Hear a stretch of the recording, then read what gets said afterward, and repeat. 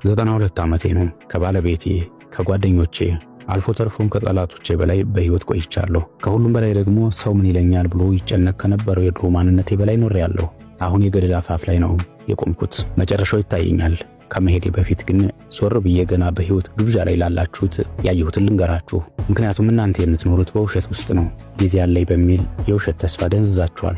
ቀኖቻችሁን ባንኩ ውስጥ እንዳለ የማያልቅ ገንዘብ አድርጋችሁ በከንቱ ትበትናላችሁ።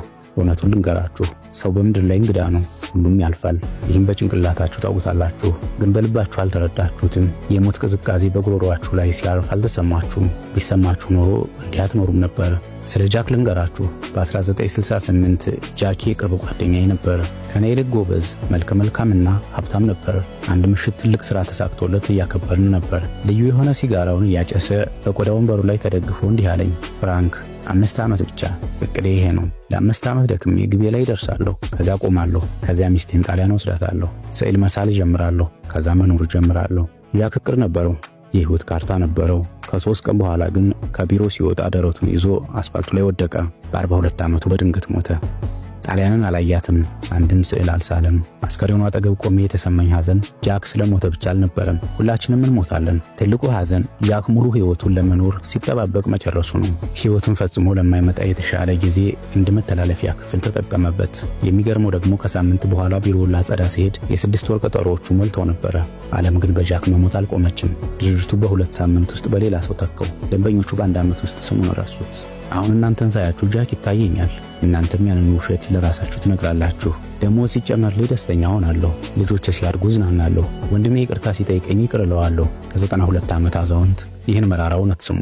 በኋላ የሚባል ነገር የለም። ያለው አሁን ብቻ ነው። ዋስትና የሌለውን በኋላ ለማግኘት አሁንን የምትገብሩ ከሆነ በታሪክ ትልቁን ኪሳራ እየከሰራችሁ ነው። ስለ ንብረታችሁ ደግሞ እንነጋገር። ይህ ትውልድ በንብረት ክምችት እብድ ሆኗል።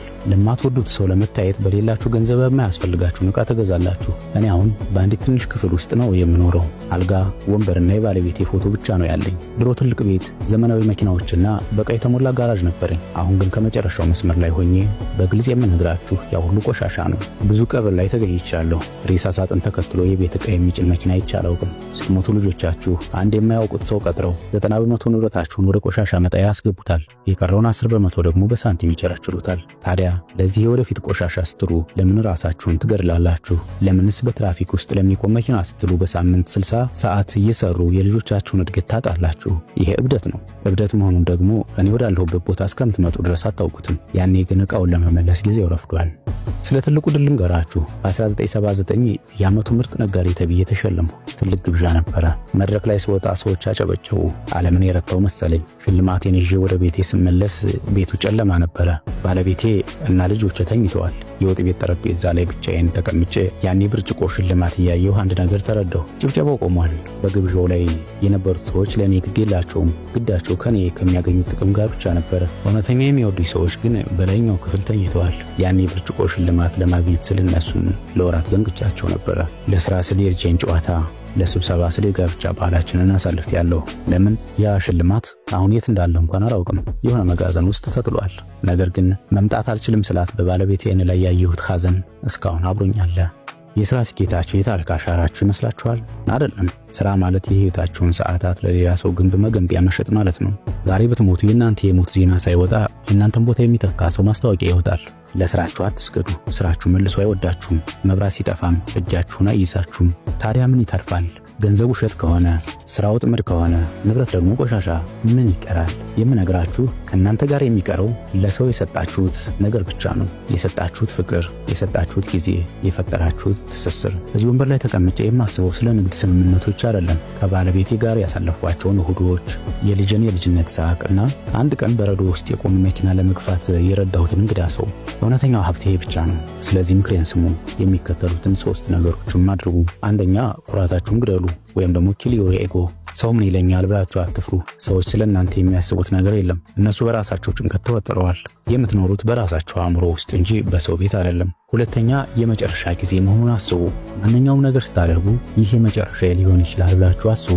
ልጃችሁን ስታቅፉ፣ ባለቤታችሁን ስትስሙ እና ስትጠጡ ያ ቀን መቼ እንደሆነ አታውቁትም። ይህን ካወቃችሁ ጊዜ አታባክኑ።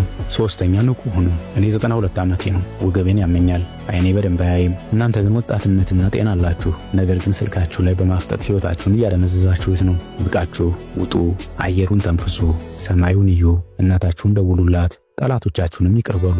ለእነሱ ብላችሁ ሳይሆን የጥላቻ ሻንጣ ተሸክሞ ለመዞር ጊዜ ስለሌላችሁ። ሁላችንም እንሞታለን፣ ይሄ እርግጥ ነው።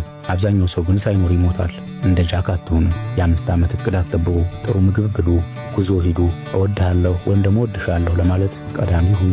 ሰዓቱ እየሄደ ነው። ይሰማችኋል? የህይወታችሁ ሰዓት ነው። ባዶውን እንዳያልቅ ተጠቀሙበት። ደክሞኛል፣ አሁን ሂዱና ኑሩ።